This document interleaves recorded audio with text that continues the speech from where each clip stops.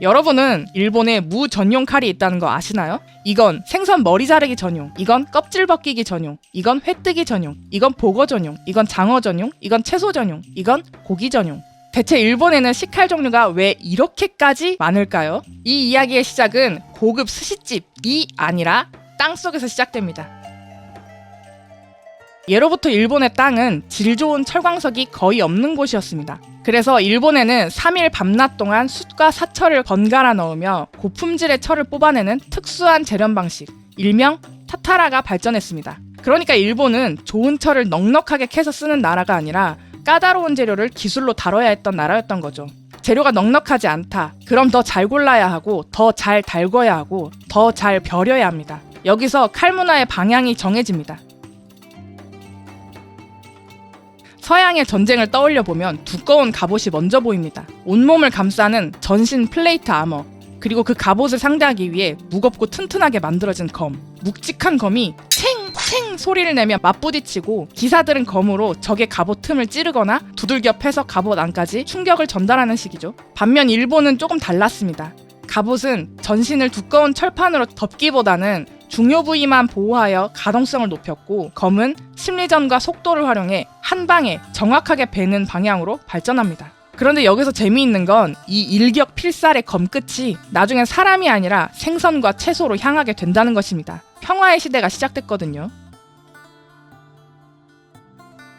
대규모 내전이 가득했던 전국시대가 끝나고 에도시대가 오면서 일본은 긴 평화를 맞이합니다. 그리고 검의 수요는 자연스럽게 줄어듭니다. 검을 만들던 장인들 입장에선 주력 상품이 사라져버린 셈이죠. 그럼 이젠 뭘 해야 할까요? 손을 놓을 순 없었습니다. 이 장인들은 평생 익힌 기술을 활용해 부엌칼 시장으로 뛰어듭니다. 흥미롭지 않나요? 사람을 베기 위해 갈고 닦던 기술이 이제는 생선을 가장 예쁘게 뜨고 채소를 가장 곱게 써는 기술이 된 겁니다. 그런데 이 대장장이들, 아니 이 칼 오타쿠들은 여기서 멈추지 않았습니다.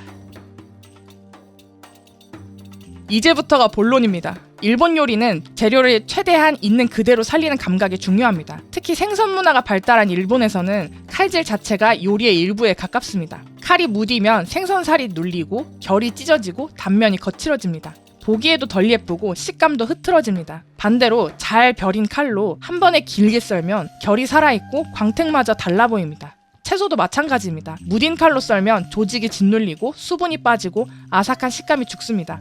그러니 일본 장인들은 그저 쓸만한 칼을 만드는 데서 멈추지 않았습니다. 어떻게 하면 세포벽을 덜 으깨고 재료의 식감을 덜 망가뜨릴까? 이 질문을 끝도 없이 밀어붙였습니다. 그리고 그 결과가 바로 식칼의 세분화입니다. 생선 머리를 자르는 칼 따로, 회를 뜨는 칼 따로, 채소를 얇고 곧게 미는 칼 따로, 뼈를 다루는 칼 따로, 장어용 따로, 보거용 따로. 가장 이상적인 답을 재료마다 만든 것입니다. 이쯤 되면 그래도 너무 심한 거 아니야 싶죠? 근데 일본은 원래 이런 데서 적당히를 잘 안 했습니다. 일본의 장인 문화에는 유난히 집요한 면이 있습니다.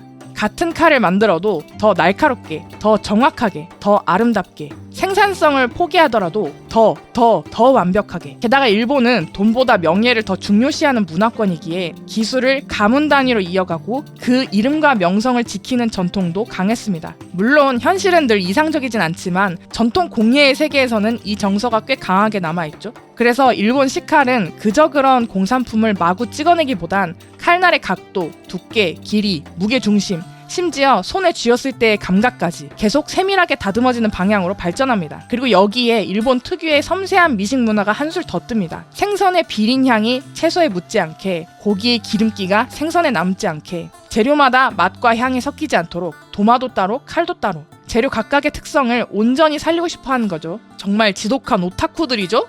왜 일본에는 식칼 종류가 이렇게나 많을까요? 이 단순한 질문에는 지질학적 한계를 기술로 극복하고 그걸 다시 미식 문화로 꽃피워낸 일본 장인들의 극복 서사가 담겨 있습니다. 재미있게 보셨다면 구독, 좋아요, 알림 설정 부탁드립니다.